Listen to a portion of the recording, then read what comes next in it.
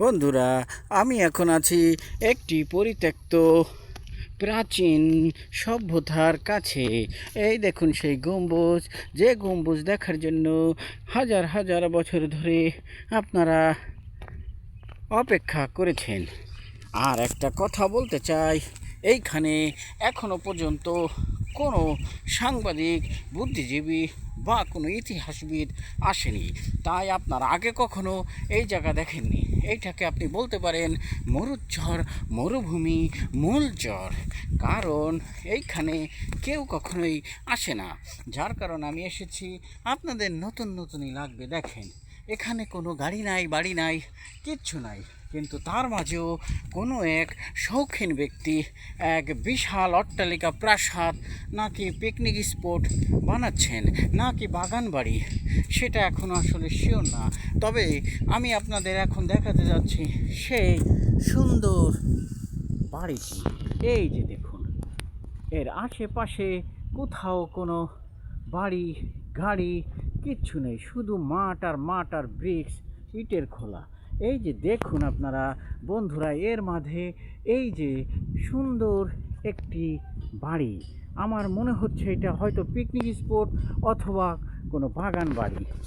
আমি আপনাদেরকে আর একটু সামনে নিয়ে দেখানোর চেষ্টা করছি, কারণ এই জায়গা আপনারা আগে কখনোই দেখেননি, দেখা সম্ভব না।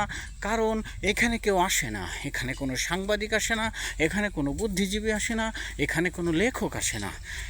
এটা খুবই পাড়াগায় বলতে পারেন না, কারণ এটা এক ধরনের বিল। এখানে কেউই আসলে কখনো আসে না। এখানে ব্রিক্স শ্রমিক 6 মাস কাজ করে, তারপরে বন্যা হলে ভেসে যায়, যার কারণে এখানে কোনো উন্নতির ছায়া নেই। এখানে আপনার মাটি মাটি মাটি মাটি মাটি। এই যে দেখেন কি সুন্দর বাড়িটা, দেখেন। এই যে আমার মনে হয় এটা কোনো বাগান বাড়ি অথবা পিকনিক স্পট। বিশাল এরিয়া নিয়ে কাজ চলতেছে, কাজ চলমান। এই যে আপনারা দেখলে হয়তো বুঝতে পারবেন, এর আশেপাশে কিচ্ছু নাই, কোনো বাড়ি গাড়ি কিচ্ছু নাই।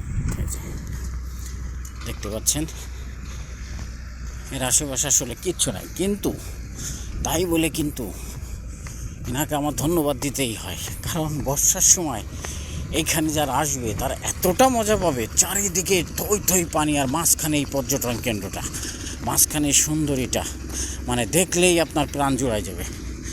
আর এই সময়টায় শুধু এই ব্রিক্সগুলো খোলা থাকে, যার কারণে শ্রমিক আসে। এই যে দেখেন, এটা আপনি পুরা ফাঁকা মাঠ আর কি, বুঝছেন। 6 মাস ব্রিক্সের কাজ চলে, এরপরে বন্ধ থাকে। এইখানে আসলে আপনি ভুলে যাবেন ঢাকার খুব কাছে আমিনবাজার ব্রিজটা পার হলেই দেখবেন এগুলা একদম মেঠো পথ।